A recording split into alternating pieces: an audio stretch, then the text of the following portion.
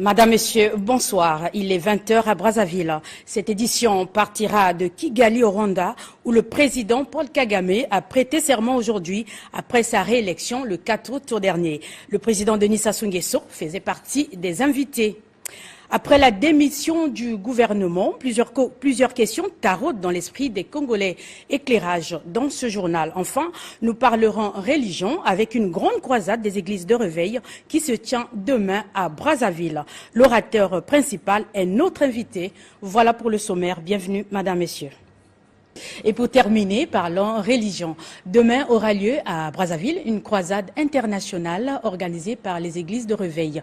Objectif, remettre le Congo entre les mains de Dieu et permettre aux enfants de Dieu d'explorer la bonté divine. Orateur, le révérend King Gédéon, prophète et père du sanctuaire pour les nations. Reportage Claude Alain Bongoma.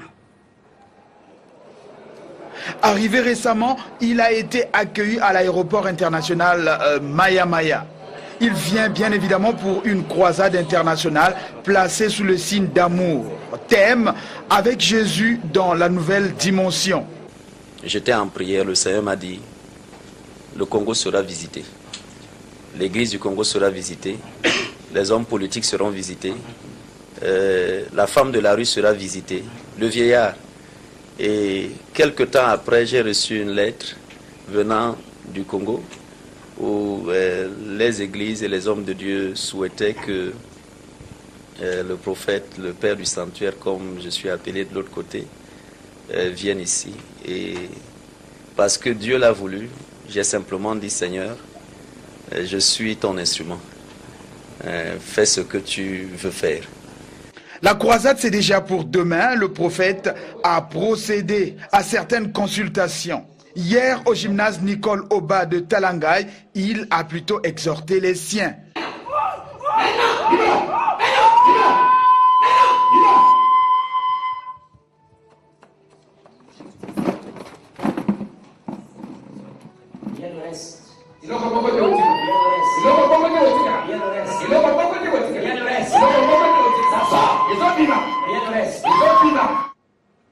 Voilà, nous sommes donc sur ce plateau avec le révérend Père King Joshua. Bonsoir et bienvenue sur ce plateau.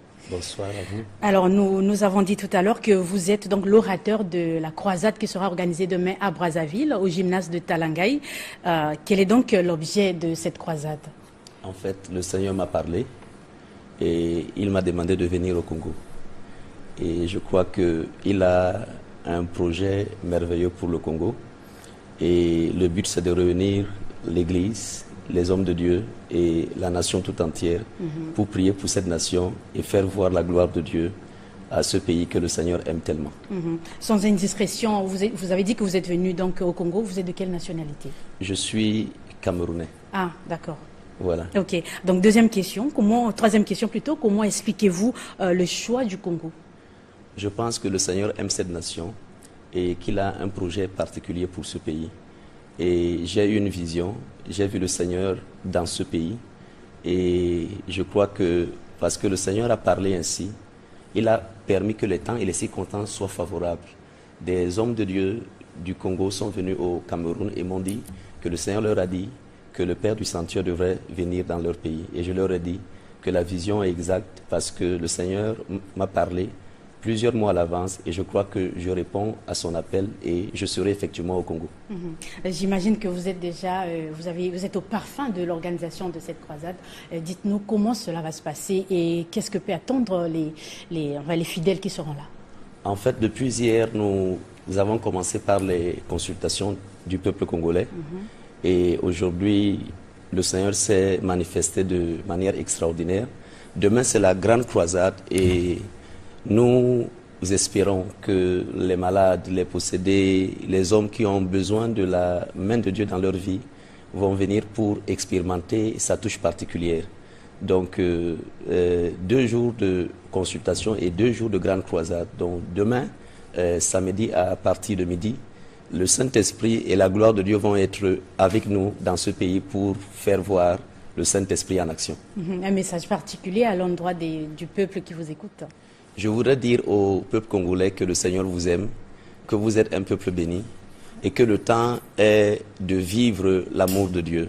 Donc je crois que hommes politiques, hommes d'église, hommes d'affaires, vous êtes tous attendus à la rencontre de l'amour et de la puissance de Dieu. Que Dieu vous bénisse. Voilà, donc c'est par cette note divine que nous mettons un terme à cette édition.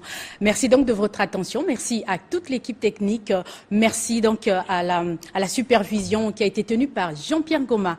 Au revoir et à demain, 20h.